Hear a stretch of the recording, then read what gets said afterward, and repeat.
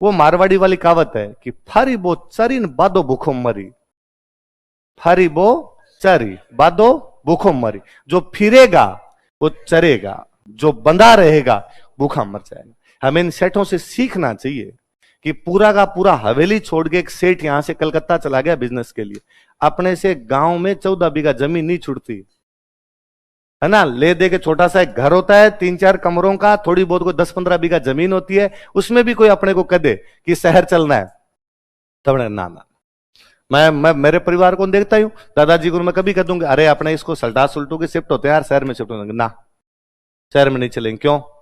तो गांव में गाय है। तो मैं सेठों की गाय नहीं थी क्या इधर? सेठ इतनी प्रगति करके अब यहीं बैठे रहेंगे तो यहीं जीते रहेंगे। आप जितनी बड़ी जगह जाते हो एक्सपोजर उतने ज्यादा है, जितनी बड़ी जगह जाओगे जीवन में बढ़ने की संभावनाएं उतनी ज्यादा रहती है। मैं हमेशा मेरा कहता रहता हूं, मुझे ये टीचिंग स्किल हमेशा से ही बहुत अच्छी थी कि मेरे जो क्लासमेट भी हुआ करते, मैं जब 9th-10th में भी पढ़ा करता तो भी मेरे क्लासमेट मेरे से आगे पढ़ते कि यार ये चैप्टर समझ नहीं तू समझा दे, मैं उनको बड़ा इजीली समझा दिया करता, कोई सब्जेक्ट होता भले, तो मुझे आता था पढ़ाना। मैं यहां आने से पहले बीकानेर में यूं ही बैठा रहता तो ही मैं बच्चों को मैथ्स रीजनिंग पढ़ा लिया करता, मेरी मैथ्स रीजनिंग बहुत अच्छी थी और मैं ओरिजिनल टीचर ही मैथ्स रीजनिंग का हूं। यहां आया तैयारी करने, फिर इधर उधर फंस आ गए, इसके अंदर आ गए। मुझे लगता है इधर आरएस वाली तैयारी वारी में लगे तो मैथ्स रीजनिंग छुट छुट आ गई यार। मुझे लगता है कि यार मैं यहां नहीं भी आता ना तो कहीं भी पढ़ा सकता था, ये पढ़ाने को तो मैं बीकानेर भी पढ़ा सकता था, ये पढ़ाने को तो मैं गांव में, ये है कि गांव में पढ़ाता तो किसी स्कूल में पढ़ाता, बीकानेर में पढ़ाता तो किसी बड़ी स्कूल में पढ़ा लेता, किसी कोचिंग में पढ़ा लेता, पर मैं जयपुर था तब इतना बड़ा प्लेटफॉर्म है।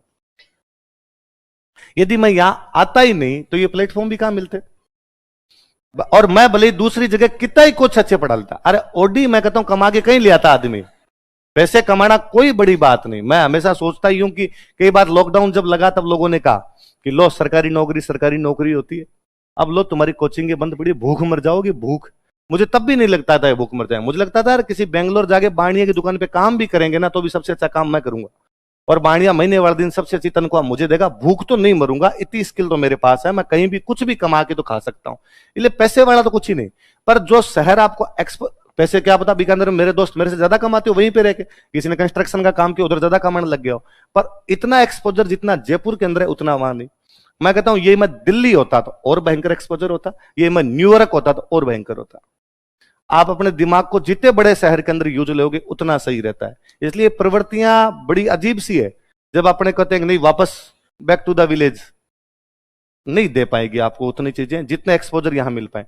मैं 2 महीने दिल्ली रहा हूं, कुल 2 महीने, एक दिन एक सभा के अंदर भाषण दे के आया था, नॉर्मल यूं खड़ा खड़ा, वो उनकी आंदोलन की एक सभा चल रही थी, अपने को स्टूडेंट वहां 3-4 खड़े थे, उनमें एक विकास आता था अपने जयपुर का, जमुआ रामगढ़ का, उसने मेरे को खड़े खड़े देख लिया और वो मेरा नाम लिखवा के आ गया वहां पे। वहां कोई चल रहा था कि यार अलग अलग भाषाओं में आके बोलना है, तमिल वाले तमिल में बोलो, तेलुगु वाले तेलुगु में बोलो, पंजाब वाले पंजाबी बोलो, वहां राजस्थानी बोलने वाला कोई बंदा नहीं था। उसने मुझे देखा और नाम लिखवा के आ गया, वो मेरे पास आया, सर नमस्ते आप इधर कैसे? यार मैं तो आजकल इधर ही शिफ्ट हो रखा हूँ, यही हूँ। तो उनका सर अभी है ना थोड़ी देर 5 मिनट बाद में आपका नाम लेंगे, मैं आपका ना, अरे यार तुम मरवाया है, अरे नहीं अरे सर वो राजस्थानी की बेइज्जती हो रही थी सर यहाँ पे, राजस्थानी वाला नहीं, मुझे आप दूर से दिख गए थे, मुझे पक्का पता था कि सर बोल तो जाएंगे, कुछ ही बोल जाएंगे, कुछ क्या बोलना है सर, इस आंदोलन के बारे में आप थोड़ी बहुत बातें जानते हो बोल लेना। आपने यूं 5-7, जैसे मैं मंच पे गया तो वो जो एंकर थे उन्होंने पहले नाम लिया, भाई राजवीर कौन है जो भी आए हैं, तो मैं गया तो एंकर ने मुझे कहा कि 1.5 मिनट है, सबको टाइम देना, भाई भारत में कितनी भाषाएं यार, सबको बुलवाना, आपके पास 1.5-2 मिनट है, तो भाई जल्दी से जल्दी अपनी बात खत्म करना। कि होता ये है लोगों के पास कि एक बार माइक लेने के बाद कोई छोड़ता नहीं, माइक में मजे आते हैं ना आपको बोलने। तो मैंने कहा यार मेरा तो वो गलत नाम लिखवा गया, वैसे 1.5 नहीं, मैं तो 1 मिनट में खत्म कर पूरा दूंगा और फटाफटी ले लेना, भले तू पीछे खड़ा रहे। अपने जितनी बात बोलनी थी फटाफट राजस्थानी के अंदर 1.5-2 मिनट लगे होंगे, 2 मिनट के अंदर बोली। जब वो वापस एंकरमैन से लेने लगा तो जनता ने होला मचा दिया कि वंस मोर। तो उसने कहा कि यार थोड़ी देर भाषण और टिका दे, तो अपने भाषण और टिका के अपने को लगा गया था जनता तालियां बजा रही है, जनता को अपने वाला समझ में आ रहा है, तो अपने 5-7 मिनट इधर उधर की भगवान जाने क्या बात करके गया था, जो जहां से याद आई वहां से बोल गया। कि मैंने पहले वालों का सुना था कि पहले वाले बार बार ये कह रहे थे कि भारत में भारत की भाषाओं का प्रयोग नहीं होता, अंग्रेजी का प्रयोग ज्यादा बढ़ गया, और अंग्रेजी के लोग जब डॉक्टर बनेंगे, अंग्रेजी के लोग जब इंजीनियर बनेंगे, अंग्रेजी के लोग जब कलेक्टर बनेंगे, तो गांव वालों की प्रॉब्लम को समझ ही नहीं पाए। अपने पास एक दो एग्जाम्पल पड़े थे, तो मैंने यूं कोई एग्जाम्पल टिकाया कि भाई हमारे नागौर में राजीव गांधी की एक जनसभा थी। राजीव गांधी जब पीएम थे तो उनकी एक जनसभा थी हमारे नागौर में, तो उन्होंने पूछा जनसभा में कि भाई किसी की कोई दिक्कत हो तो बताओ, हमारी सरकार से क्या हो। तो हमारे एक नागौर के लोकल किसान खड़े हुए, उन किसान ने खड़े होकर कहा कि साहब एक भयंकर दिक्कत चल रही है आजकल। क्या? कि जब हम हरी मिर्च बोते हैं ना, तो हरी मिर्च का जब बीज वगैरह जो लेके आते हैं हम हरी मिर्च, तो वो जब बीज लगाया, हरी मिर्च बोई हमने, हरी मिर्च बेच के आए मार्केट में, तो मान लो हरी मिर्च बिकती है 10 रुपए किलो, 20 रुपए किलो मार्केट में।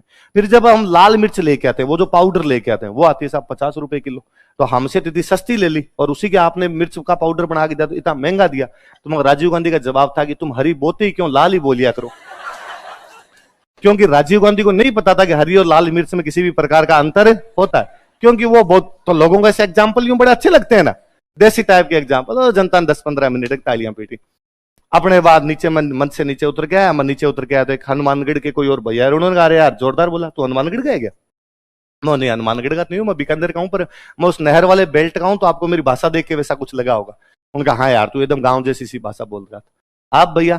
तो उनका मैं दिल्ली यूनिवर्सिटी के अंदर असिस्टेंट प्रोफेसर हूँ और यहाँ कई सालों से यहीं रहता हूँ, और हमारे यहाँ यूनिवर्सिटी वाले कई आए हुए थे और वो तेरे से मिलना चाहते थे। वो जब तुम बोल रहा था तो कह रहे थे कि यार भाषा तो ठीक ठीक सी समझ में आ रही है, कि वो कोई बिहार के कोई उधर के थे, लेकिन ये एग्जाम्पल बड़े जोरदार दे रहा है, टाबर यूं राजी बड़े हो रहे हैं इससे, तो तुम मिल ले।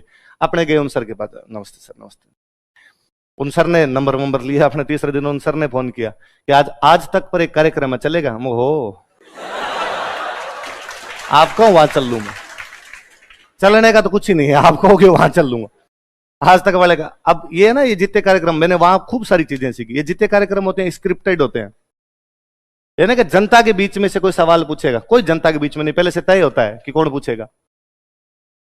इतने बिठाए, अब तय है कि फलान जी से पूछना है, दूसरा नहीं पूछेगा। अंजना ओम कश्यप का एक कार्यक्रम आता था हल्ला बोल, अब भी आता है, तो हल्ला बोल वाले कार्यक्रम में तो मुझे उन सर ने बाकायदा पहले ले जाके मिलाया उनसे कि इनसे मिल लो, और उनसे मिला के और कहा कि सवाल इसी बंदे से पूछना है। उधर भाजपा की तरफ से आए हुए थे हमारे बीकानेर के एमपी साहब अर्जुन राम जी मेघवाल, अर्जुन राम जी आए। तो उस, अब कब सुनना हो, मेरा वो वीडियो खूब तैरता रहता है इधर उधर, तो उसके अंदर वो बाकायदा अंजनाम कश्यप, कोई उसको समझने वाला समझ लेगा कि ये पूरा स्क्रिप्टेड है, कि अंजनाम कश्यप मेरे को पहले से ही अर्जुन राम जी को पहले से ही कह रही है अभी आपसे, आपके बीकानेर का एक लड़का सवाल पूछना चाहता। उसको क्या पता चला बीकानेर का हूं, जब 200 बैठे हुए उनके अंदर, तो मुझे पता चला कि अच्छा यार आप, और मैं जैसे ही वापस गया, और उस दिन मैं अच्छा पक्ष रख के आया था स्टूडेंट की तरफ से, सरकार का, उसमें सरकार से जवाब देते नहीं बने कि यार क्या बोलना है क्या नहीं बोलना। उस दिन यूपी बिहार वाले बड़े राजी। दूसरे दिन मैं गया तो वो सारे कहे क्या गरियाए थे सरकार को, अपने कहते ना किसी को यूं, हाँ गरियाना, गरियाना मतलब क्या हिंदी में अपना क्या वर्ड होगा? पीटना तो नहीं होता, हाँ झाड़ना, झाड़ना, बातों में किसी को झाड़ देना टाइप का ना। तो क्या गरिया दिए थे कल आप? तो आपने पता चला अच्छा अपन गरिया भी सकते हैं क्या आपने? अच्छा, एक झारखंड का लड़का मेरे पास, और उसने कहा कि भाई तुम जो बोलते हो ना उसमें सटायर बड़ा जोरदार होता है। उस दिन मुझे पता चला कि सटायर का मतलब कटाक्ष होता है, और मैं जो बातें बोलता हूं उनके अंदर कटाक्ष वाली बातें ज्यादा होती है, इसलिए लोगों को ये समझ में आती। उसके बाद मैं दिल्ली टीवी पे जाता था, मैं दिल्ली, वो आज तक वाला तो एक फेमस हो गया, वो अपने लोगों ने वायरल कर दिया ज्यादा। बाकी ऐसा कोई दिन नहीं जिस दिन टीवी पर गए नहीं, अपने तैयार ही रहते थे कि कहीं जाना, और इतने बड़े बड़े लोगों से मिलने का मौका मिलता जिसकी हद नहीं। वो सर जो मुझे उस कार्यक्रम में लेके गए थे, उन्होंने उसके बाद मुझे 3 बार कहा कि तुझे अरुण जेटली से मिलवा के लेना है। अरुण जेटली उस समय देश के सब कुछ थे पिछली गवर्नमेंट के अंदर, पर तब मेरे में भाव था मुन्ने अभी टाइम नहीं है, एक बार बाद में मिले। मुझे लगता था यार ये कोई बड़ी बात थोड़ी है, अब आप किसी से मिल सकते हैं, अपने इधर रह रहे हैं, अपने आंदोलन का काम करते हैं, आंदोलन में रह रहा के। ये जिन्होंने ये पार्टी बना रखी है, कौन सी पार्टी बनाई अभी, स्वराज पार्टी कैसी, योगेंद्र यादव, जो आम आदमी पार्टी से अरविंद केजरीवाल ने जिनको निकाल दिया, India Swaraj party, Swaraj India party ऐसी कुछ बना रखी नहीं योगेंद्र जी। तो योगेंद्र जी तब यूं कहीं बैठे होते, खूब यूं मुझे जानते ढंग से, अरे कि किसी को समझाने के लिए भेजना है तो राजवीर को भेज देते। मुझे लगता है क्यों भेज देते वहां पे राजवीर को, क्योंकि राजवीर दिल्ली के अंदर था, मैं होता ही नहीं तो कौन किसको भेजता, वो कैसे जानते। आप जितने बड़े शहर के अंदर होते हो उतना बड़ा एक्सपोजर है, जितना आप अपने को खोलोगे उतना ज्यादा जिंदगी में मजे। जिंदगी में सबसे बड़ी प्रॉब्लम है खुद को कंफर्ट जोन में बांध लेना। जब आप अपने को कंफर्ट जोन के अंदर बांध लेते हो ना, कई बार कई स्टूडेंट आके मेरे को जब ये कहता है कि सर ये वाला सब्जेक्ट तो समझ में आता ही नहीं, ये वाला आ जाता है, तो मैं एग्जैक्टली हमेशा कहता हूं यार इसका मतलब यही कि इस सब्जेक्ट को तू कंफर्ट जोन में फील करता है, इसको कंफर्ट जोन के अंदर फील नहीं करता। जिस दिन इस कंफर्ट जोन को तोड़ देगा उस दिन खूब सारी चीजें आने लग जाएगी। इसलिए इन सेठों से, अपने वालों से ये चीज सीखनी चाहिए। मैं तो इनका मुरीद हूं कि यार कैसे अपना सब कुछ धन संपत्ति छोड़ के कोई आदमी बाहर जा सकता है और बाहर जाके इतना कमा सकता है, इतना कमा सकता है कि भारत के सबसे अधिक पैसे वाले हैं। कि आज भी लोग अभी तक भी गांव में लोग अंबानी अडानी को नहीं जानते, बूढ़ियों के आज भी होते हैं, बिड़लो बनाएंगे, बिड़ला बिड़ला बहुत बड़ी चीज है। आज भी कोई ज्यादा पैसे वाला हो जाता है, ओके टाटा बिड़लो है। क्यों आज भी उस बिड़ले का नाम क्यों लिया जाता? पिलानी का था, गांवड़ा है पिलानी, पर उसने वहां बिट्स ला के खोल दी। उसने कहा नहीं बिट्स बनेगी साहब हमारे गांव के अंदर बनेगी। ये मंडा, मैं बगड़ वाला उदाहरण मैंने कभी पहले दिया होगा आप, कि बगड़ का सेठ था पिरामल, बगड़ का सेठ पिरामल, बगड़ छोड़ के बॉम्बे कहीं शिफ्ट हो गया। आप बगड़ पूरा घूम लीजिए, सब कुछ पिरामल के नाम पर ही है। पिरामल धर्मशाला, पिरामल सराय, पिरामल प्याऊ, Piramal school, Piramal college, Piramal hospital, Piramal अनाथालय, पिरामल वृद्धाश्रम, सब कुछ पिरामल पिरामल पिरामल। इतना पैसा कमा गया तब अपने लोगों के लगा भी सका। यदि कमाता ही नहीं तो अपने लोगों के लगाने की भी नौबत नहीं आती, फिर तो अपने अपने पेट भर लेता। तो पिरामल कितना बड़ा पैसे बड़ा हुआ होगा कि अंबानी ने अपनी बेटी दे के खुद को सुखद अनुभव किया है। अंबानी की बेटी की शादी पिरामल परिवार में भी है। और वरना बगड़ बैठा रहता तो तोलता 5 किलो हल्दी, 4 किलो चीनी, और तो क्या करते, यहां बैठे बैठे तो यही करते। पर वो बंदा बाहर निकला तो मुझे तो पिरामल में जब अंबानी परिवार की वो रिलेशन हुआ तो मुझे अंबानी अच्छे लगने लगे, मगर बीआई जी है। अरे राजस्थान वालों को बेटी दी अगलों ने तो कुछ तो समधी समधन टाइप के लगते ही हैं। अभी थोड़े दिन पहले मुझे तो और पता चला कि उनके टाबर और हुआ है। मगर भाई दूधो नहाओ पुतो पड़ो, है ना। अपने को भतीजा भतीजा कुछ लगता ही है दूर दराज के अंदर, राजस्थान का है तो ये मित्तल राजगढ़ के एक छोटे से गांव उड़ेगा है, वो दुनिया का स्टील खा गया, वो पूरी दुनिया का स्टील खरीदता ही मित्तल है। फ्रांस का राष्ट्रपति उसको मीटिंग के लिए बुलाता है कि तुम और मेरे साथ बैठो, और गांव में बैठा रहता तो कबाड़ी का सामान बेचता, है ना। जो कोई लोहा कबाड़ी किसी के पास ले आओ तो उधर, और तो क्या करते, यही करते फिर पित्तल स्टील का काम यहां कर लेते। इसलिए जिंदगी में जितना जहां एक्सपोजर मिल सके ना वहां जाना, जितना कहीं। मैं तो अब भी मेरे कोई साथ वाले छोटे भाई बहन कोई होते हैं तो मैं उनको हमेशा ही कहता हूं